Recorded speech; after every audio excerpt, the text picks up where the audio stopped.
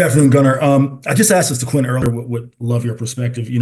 As an offensive player, how crucial is it that Quinn is that calming presence for you guys? I mean, no disrespect to guys like Kelvin or Jake or veterans like yourself, who obviously are all talented players, but how crucial is it to have that quarterback be the calming presence for you guys throughout the games? Yeah, I mean, just obviously as our, front runner leader on the offensive side of the ball. He's the one that leads us, gets the play going, and just see him calm, definitely calms our nerves a little bit.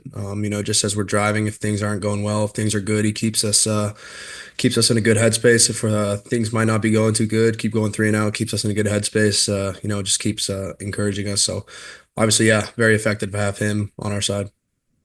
Your next question is going to come from Westcott Elberts. Go ahead. Hey Gunnar, I was wondering if you could take us through that score on the first play of second overtime. What's that route that you're running? Have you guys run that play before? And how do you have to really sell that at the line of scrimmage that you're blocking?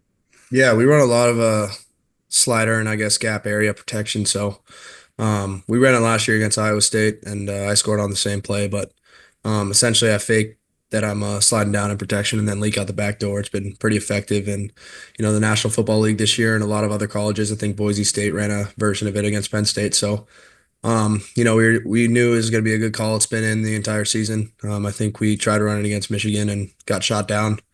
But then, as soon as we called that one, I was pretty confident that I was going to be able to make a play. Thanks, Gunnar. Your next question is going to come from Noah Gross. Afternoon, Gunnar. You talked a lot about your journey at Texas, why you committed to UT and the committing to the school. In this playoff where you get to play these massive games, do you take moments to appreciate it while you're in it? And what are those moments like for you? Yeah, I mean, coming to a school like Texas, Coach Sark alluded to it today. We're built for games like this. We play in a lot of games like this in front of a lot of people in big stadiums on big stages. So, I think that I'm pretty used to it at this point. But early on in my career, it was definitely really eye-opening. Not playing at a huge Texas high school football program. A pretty big program coming out of the state of Colorado, still the biggest one in Colorado, the best one in Colorado. But yeah, I would just say that, try to take a moment just to reflect back in the next years, just where I was as a player. Your next question is going to come from Chip Brown. Hey Gunner, how's this team handling being the underdog, playing in the state of Texas, and what's been the messaging from Sark this week? Yeah, just being where our feet are. Honing back in our details. Obviously we're trusting that our fans are going to come out and make an appearance, especially being up in Dallas, just up the road. So we feel like we have the advantage in that aspect. But I think we're really dangerous as underdogs. We've been underdogs for a lot of big games my early years here, such as Alabama at home, and then obviously Alabama on the road in a really tough environment in Tuscaloosa. So I think underdogs, the aspect of that makes you really dangerous as a team. But it's just another game for us. We're preparing the same way as we would. Your next question is going to come from Kurt Bowles. Go ahead, Kurt. Yeah, we've all talked about Quinn, his composure and how calm he is. You've known him for a good while. What makes him nervous? Is it like public speaking, going to the dentist? Do you ever see him get nervous? Um, Guess the only way I can answer that is sure as heck isn't football. Because every time I see him, every time, I would be pretty shell shocked as a quarterback, thinking back in it. He's been the most level headed that there is on the field. So, he carries himself really well off the field. I don't really have an answer for you on that one. I have no idea what makes him nervous. Your next question is going to come from Josh Newman. Go ahead, Josh.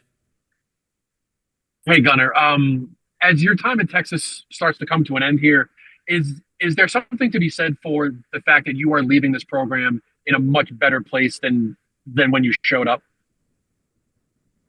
Yes. Yeah. I mean, when I showed up, I think we had a 2.7 team GPA. Obviously we went 5-7, no bowl game, horrible culture. Nobody here wanted to be here. And then, just kind of built on that as I've gone on through the years. Next year, I think we had a 2.9, 8-5.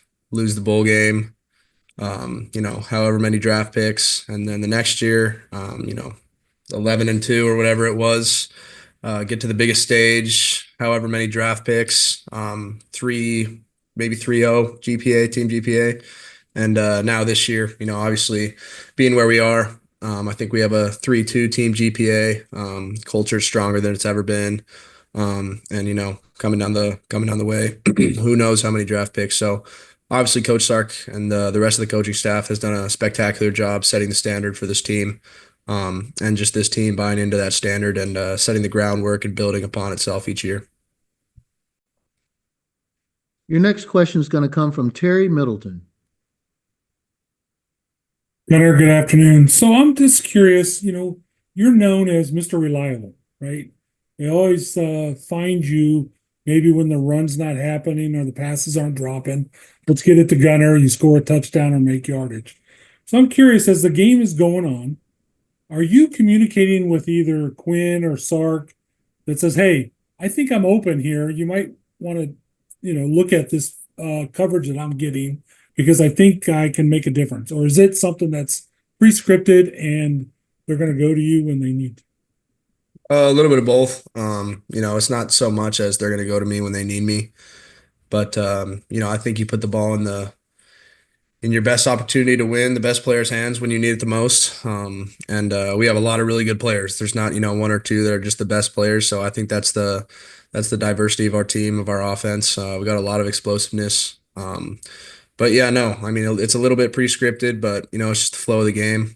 Part of our job as a player, just to, keep the connection from, us to Coach Sark to Quinn going, is coming off the field and telling, maybe Coach Banks or Coach Cutter or Coach Sark, just the looks that we're seeing. And, it's their job to scheme up the best plays possible, and they do a great job of it. All right, we're going to get you out here on this last question from Andrew Gillis. Gunnar, when you look at Ohio State's defense, obviously Caleb Downs is a big part of that. How difficult is he to prepare for? And, what changes for you guys when you have a guy that can play, deep safety, he can play down towards the line of scrimmage, he can play almost a middle linebacker. What kind of challenge is he for you guys this week? Yeah, huge challenge. Heck of a player, can fit the run, very physical and fitting the run. Obviously one of the best in pass protection in the country, or pass coverage in the country. So yeah, we got our hands full with not only just him, but the linebackers. They feel real hard. They're very physical. Their front, so obviously their front's an NFL front, and their secondary is obviously an NFL secondary. It's just an NFL defense as a whole, NFL scheme. So we got our hands full. It's going to be a really tough challenge, and it's probably the best we've seen. We're going to squeeze one more in real quick from Jeff Jones. Appreciate you. Gunnar, a moment ago when you were talking about the shift in culture and leaving the program in a better place, you knew the GPA, the team GPA each year. What's that correlation in your mind between team GPA and on-field success? And has that always been important to you, or did somebody push that stat to the front of your mind? Yeah, no, Coach Sark says it all the time. It's, your three gears of life. So your personal life, your school life, and your football life. And, if everything's going great, then all the gears are twisting themselves. But, if you get something jammed up, maybe you fail a test, maybe, one of your grades drop, then if that's on the front of your mind, then you start to do poorly on the football field, then maybe your personal life isn't going quite as well, or, the other way around. Maybe something gets jammed up in your personal life. You're hanging out with the wrong group of people, you get in trouble, then the on-field stuff, maybe you get benched, then you're thinking about that, then you fail a test. Or, another way around it, you're on the field, you're busting assignments, maybe you get benched, then you start to not really care, then you don't go to school, then you start failing, then you become ineligible. So it's a snowball effect from all three aspects, but that's something that's pressed upon us in the off season. And yeah, it's part of our culture to have success off the field as well, especially in the classroom, especially at a school like Texas. So I think Coach Sark has done a tremendous job with that.